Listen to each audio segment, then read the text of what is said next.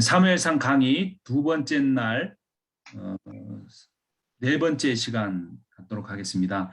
지난 시간에 이제 사무엘상 4장에 이 이스라엘 패배의 중심에 엘리라는 사람에 있었고 그 엘리의 어떤 점점 시력이 어두워져 간 그 묘사에 대해서 그것이 영성의 한 부분이었다라고 말씀을 드렸습니다.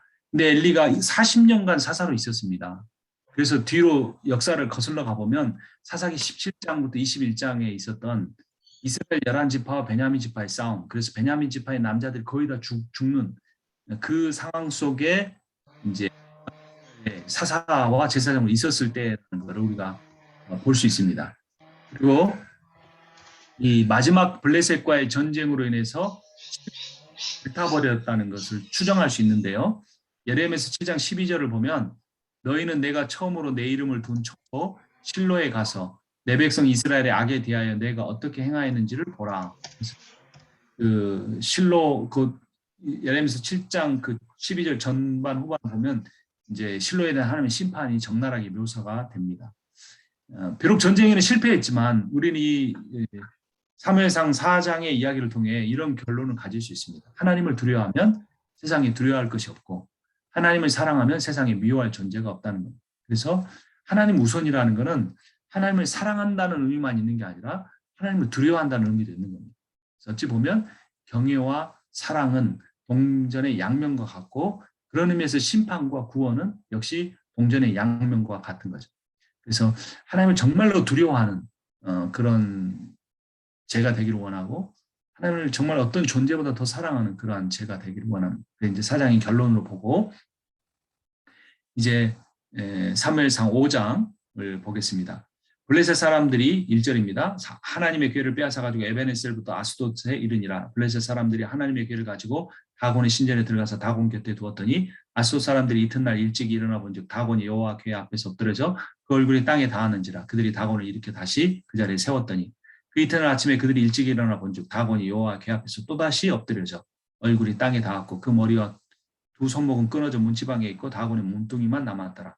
그러므로 다곤의 제사장들이나 다곤의 신전에 들어가는 자는 오늘까지 아스돗에 있는 다곤의 문지방을 밟지 아니하더라. 여호와의 손이 아스돗에게 엄중히 더하사 독한 종기의 재앙으로 아스돗과 그 지역을 쳐서 망하게 하니 아스돗 사람들이 이를 보고 이르되 이스라엘 신의 궤를 우리와 함께 있지 못하게 하지라. 그의 손이 우리와 우리 신 다곤을 친다 하고. 이제 아스돗에서 있었던 사건인데요. 아주 대반전이 일어나는 거죠. 그들은 이제 이스라엘의 신 여호와를 자신들의 신 그 다곤이 이겼다고 하고 다곤의 신전에 여호와의 임재를 상징하는 언약궤를 전리품으로 두었는데 오히려 다곤이 그 여호와의 궤 앞에 딱 엎드려 있는 겁니다. 이게 그 경배하는 자세가 된 거예요. 그래서 그 황당에서 다시 세워놨더니 이제는 완전히 엎드려져가지고 머리와 손목이 끊어져 버린 겁니다. 자, 이런 아이러니컬한 드라마틱한 반전 속에 이제 내용을 한번 보겠는데요. 좀 밑으로 내려가 봅니다. 이스라엘에서 여호와의 영광이 떠났던 이유가 무엇이었을까? 우리가 다시 한번 돌이켜 볼 필요가 있는데요. 비느하스 아내의 말에 의하면 사무엘상 4장 21절에 이르기를 영광이 이스라엘에서 떠났다 하고 아이의 이름을 이가봇이라 했으니 하나님의 기회가 빼앗겼고 그의 시아버지와 남편이 죽었기 때문이며. 그리고 어떻게 됩니까? 블레셋 사람들의 언약궤가 전리품이 되어버리죠. 사무엘상 5장 1절에 블레셋 사람들이 하나님의 기회를 빼앗아가지고 에벤에셀부터 아스돗에 이르니라. 그러니까 왜 이런 일이 일어났는가? 어떻게 하나님의 백성이 패할 수 있는가? 어떻게 하나님의 영광을 상징하는 그 언약궤를 빼앗길 수 있는가라는 역사적인 질문, 신학적 질문이 있는데 그것에 대한 답이 여기 나온 거죠. 블레셋의 하나님의 영광을 드러내기 위함. 아이러니컬한 질문과 아이러니컬한 답이에요. 여호와의 영광이 왜 떠났느냐? 여호와의 영광을 드러내기 위함이다. 여호와의 영광이 더 이상 이스라엘 안에만 머무르지 않고 하나님께 드릴 제물을 먼저 취하는 이스라엘 백성 안에만 머무르지 않고 그 여호와의 영광이 이제 블레셋을 통하여 열방에까지 퍼져나가기 위함이었다는 거죠. 사실 여러분 사도행전의 말씀을 보시면 예수님이 승천하기 전에 사도행전 1장 8절에 오직 성령이 너희에게 임하시면 예루살렘과 온 유대와 사마리아 땅끝까지 이르러 너희가 내 증인이 되리라 말씀하셨어요. 그러니까 이제 예루살렘에 부흥이 일어나면 그들은 사마리아로 나가야 했고 사마리아에서 온 유대로 나아가고 땅끝까지 이르라 했어요. 그러나 그들은 예수님의 마지막 유언적 명령, 대위임 명령, 그 그레이트 미션을 무시하고 머물러 있었어요. 그래서 결국 예루살렘에 대붕이 일어났지만 그 뒤로 핍박이 있었고 스데반이 순교하는 기점으로 완전히 대핍박이 일어납니다. 그래서 그들이 본의 아니게 다 이제 퍼져나가면서 빌립 집사가 또 가면서 에디오피아 내시에게 전도를 하고 또 이렇게 점점 복음이 퍼져 나가게 됩니다.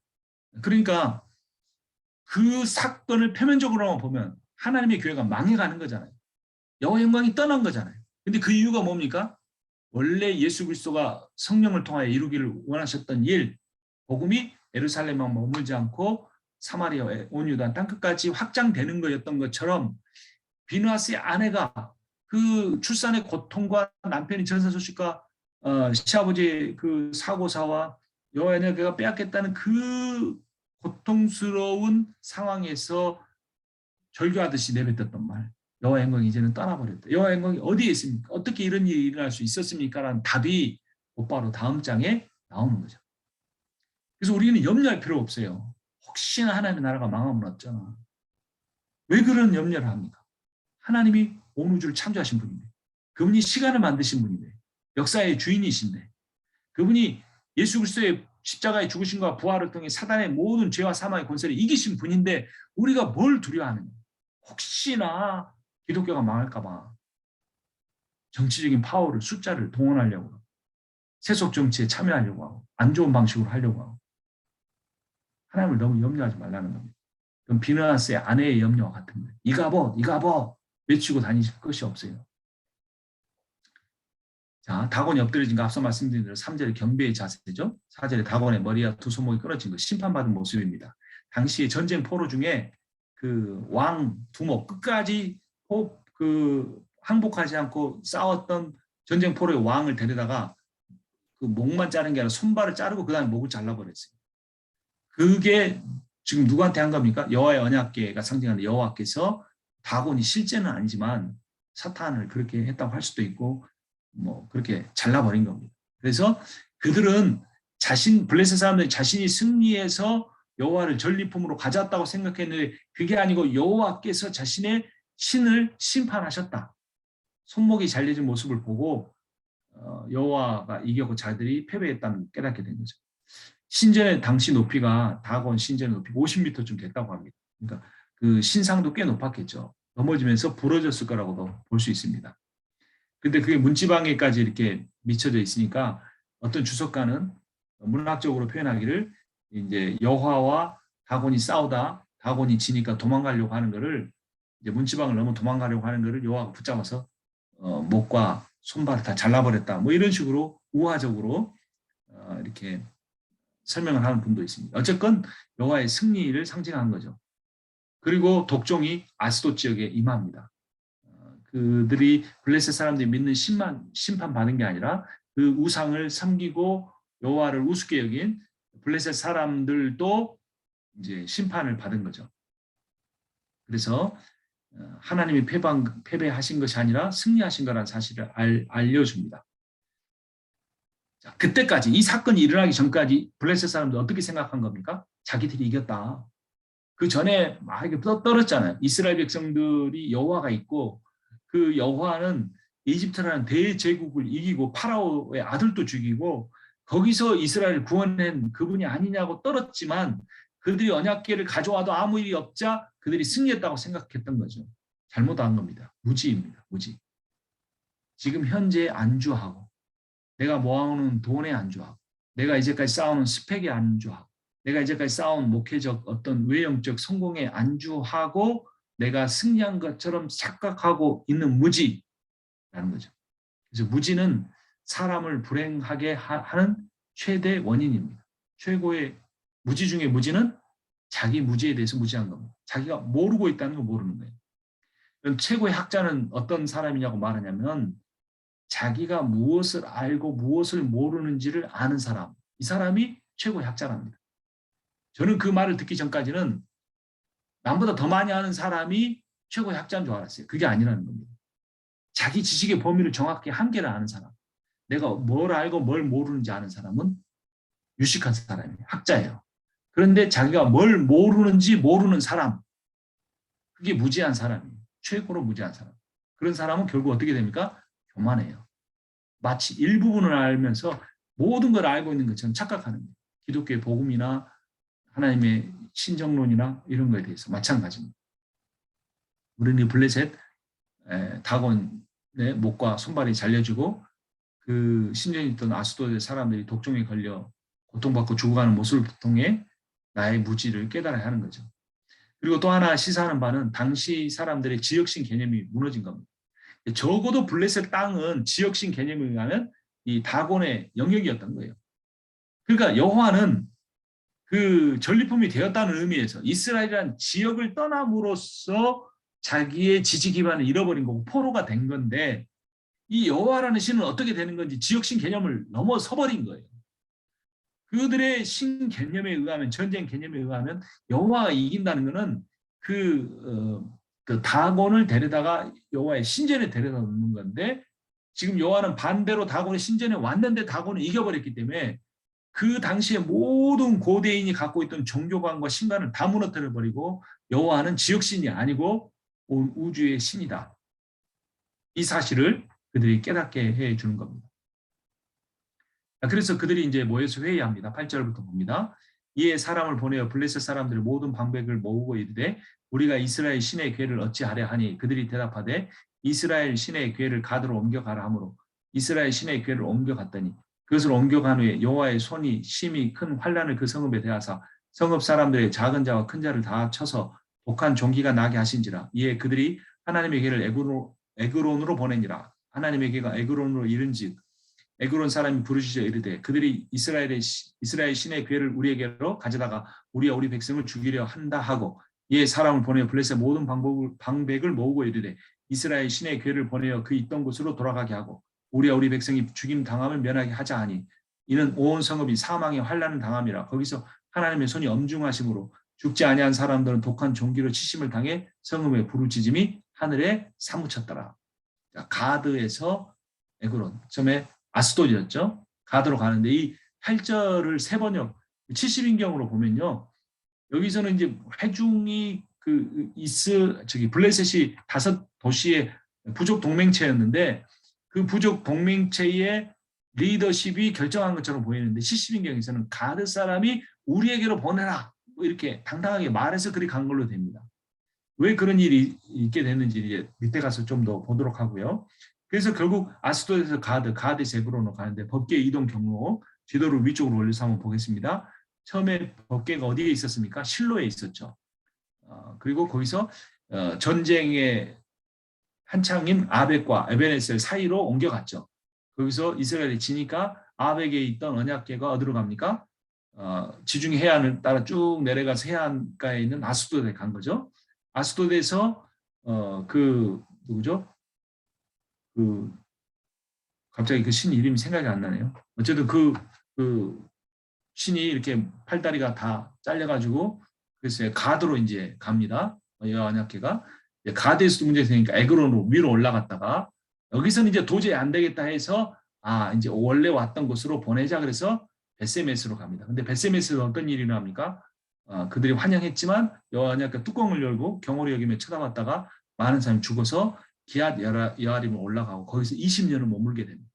나중에 이제 그 다윗이 왕이 된 다음에 그 에루살렘으로 그 언약궤를 옮겨오게 되는 그런 이제 전체적인 예정을 볼 수 있습니다. 굉장히 그게 여기 보면은 한 20km가 한 1cm 정도 되니까 몇십 킬로 사이의 반경에서 왔다 갔다 한 겁니다.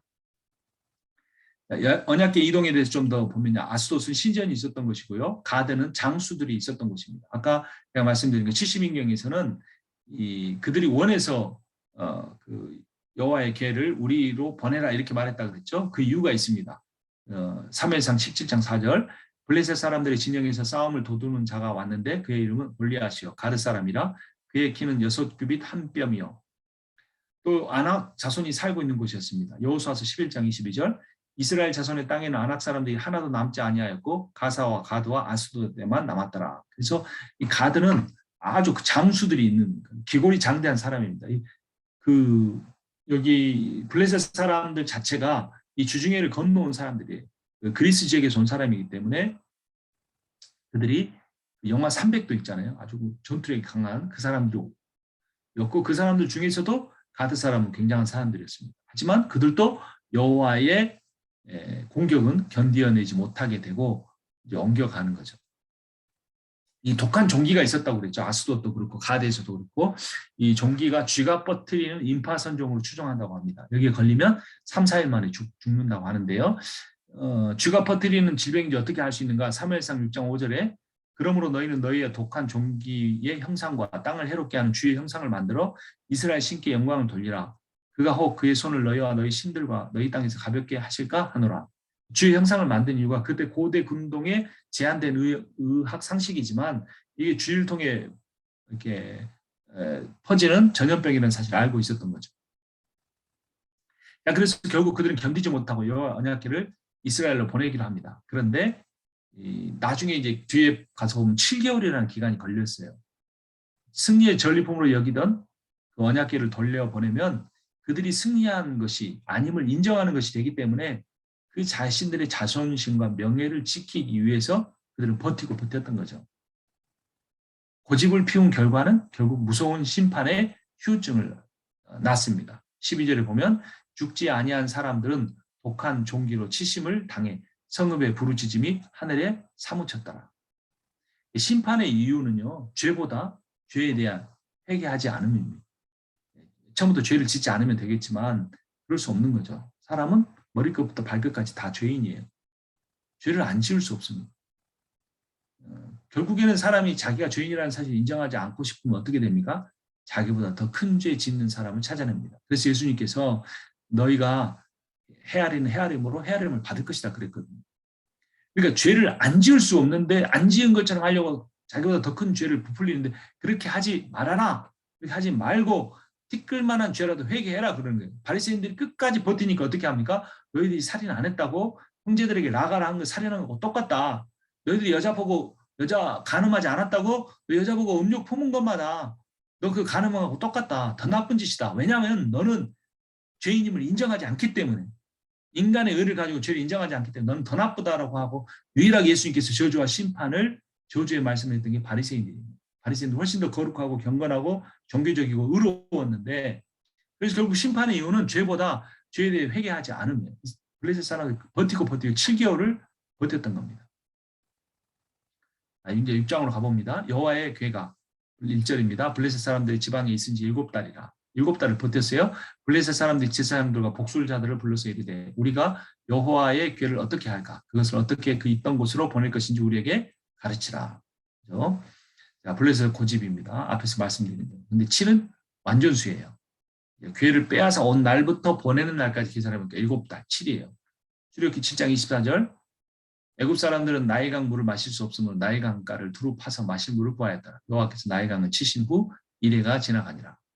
그래서 첫 번째 10가지 재앙 중에 첫 번째 재앙이 나일강이 피로 변한 것인데 그게 7회를 갔다는 겁니다. 심판과 관련해서도 7이 완전수로 등장하는 것처럼 그 7달을 보내지 않았다는 건 블레셋의 고집이 완고했다. 끝까지 하나님을 인정하지 않으려고 했다라는 거죠. 2절의 말씀은 이제 그들이 여호와의 언약궤를 어떻게 할까 고민하는 내용이죠. 5도시를 다 지나고 온갖 고통을 받은 뒤에야 보내기로 결정한 겁니다. 시간이 지나면 지날수록 하나님의 권세를 인정하지 않을 수가 없었어요. 그래서 여기에 빨간 글씨로 뭐라고 되어 있습니까? 2절에 여호와의 궤라는 표현이 나옵니다. 앞에서는 그냥 궤, 이스라엘의 궤 이랬는데 여호와라는 이름이 처음으로 블레셋 사람 이름을 통해 나옵니다. 그래서 이제 여호와는 더 이상 그들의 전리품이 아닌 물건이 아닌 그들을 심판하시는 인격적인 신이에요. 아직도 이스라엘에는 여호와가 인격적 신의 위치에 이르지 못했어요. 어떤 면에서 사무엘을 제외하고 또는 사무엘의 말씀을 듣고 회개한 사람들을 빼고는.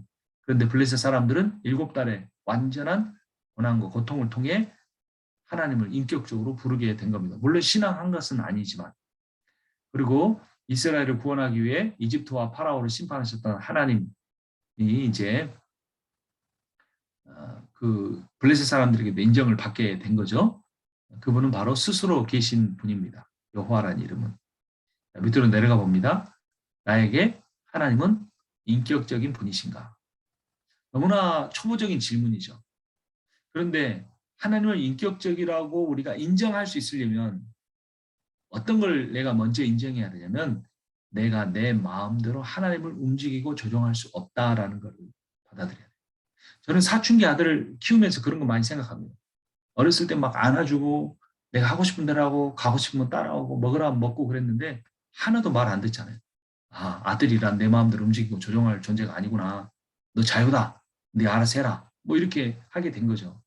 그런데 사춘기 아들에 대해서도 그렇게 쉽게는 아니었지만 포기했는데, 포기가 아니라 이제 인정해 준 건, 인격적으로 인정해 준 건데, 하나님을 발로는, 머리로는 천지 만물을 지은 창조주라고 하면서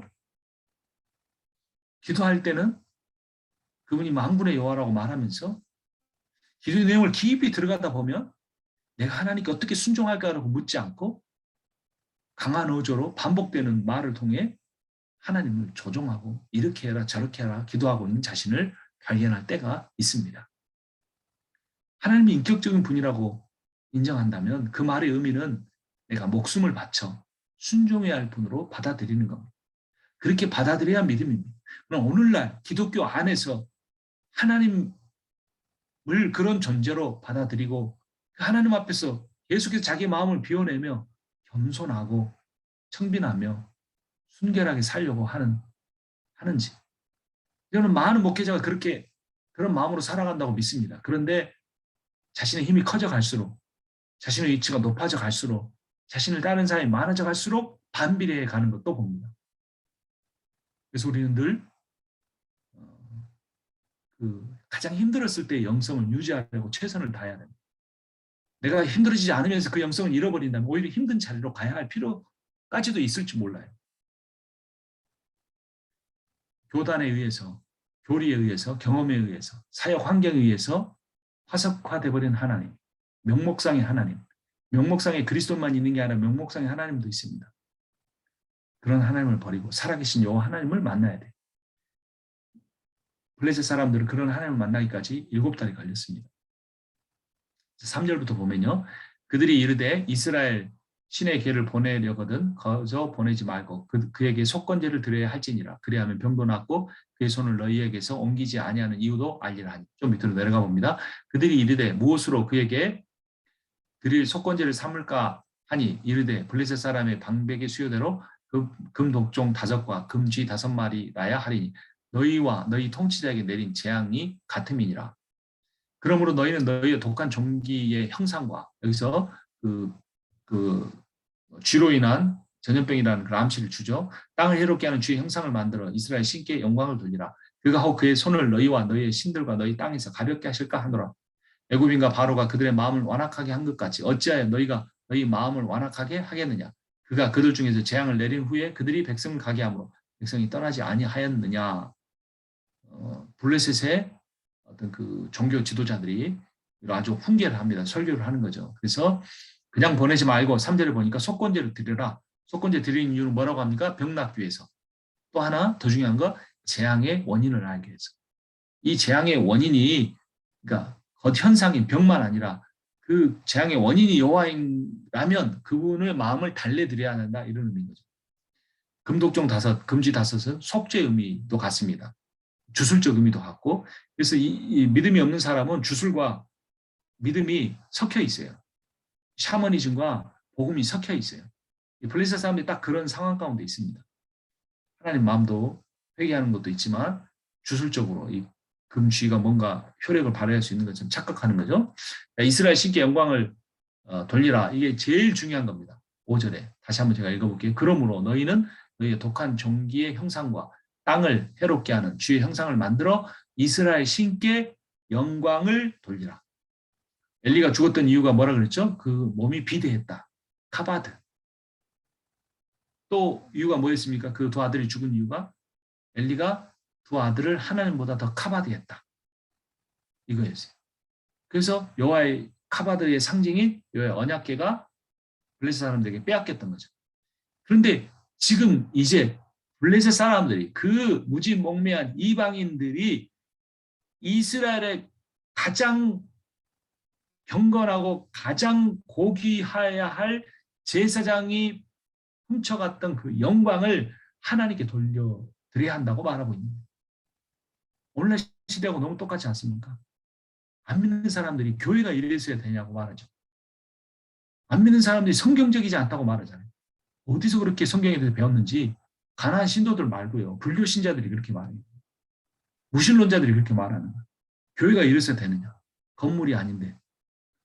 재물 중심이 아닌데. 블레셋 사람들이 지금 그렇게 말하고 있는 거예요.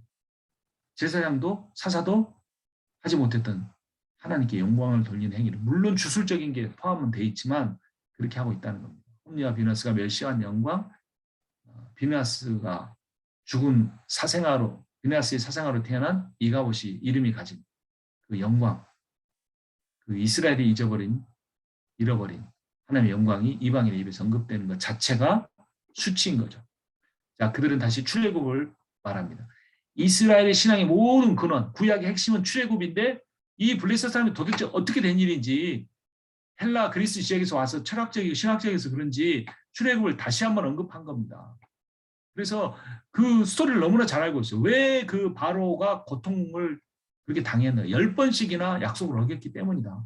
너희들 여기서 더 지체하면 우리 블레셋 다 이집트처럼 망한다 라고 하는 거예요. 근데 여기는 그 내용을 다시 이 사무엘상 저자가 강조하는 이유는 이것이 출 블레셋이라는 거예요. 근데 좀 밑으로 내려가 봅니다. 출애굽은 이스라엘 백성이 나온 거였잖아요. 근데 이 출 블레셋은 이스라엘 백성이 나오는 게 아니잖아요. 가지도 않았어요. 출 블레셋은 누구 혼자 합니까? 이스라엘 하나님이 혼자 하는 거예요. 근데 출애굽과 출 블레셋의 공통점이 있어요. 그건 뭐냐면 이스라엘 대적을 멸한 거예요. 왜 하나님이 바로의 마음을 강박하게 한 거죠? 완전히 그 이스라엘, 그 이집트를 뭉개버리려고 그렇게 하신 거예요. 그리고 왜 하나님이 블레셋의 포로가 되신 거예요? 블레셋을 완전히 꺾어버리려고 그렇게 하신 거예요.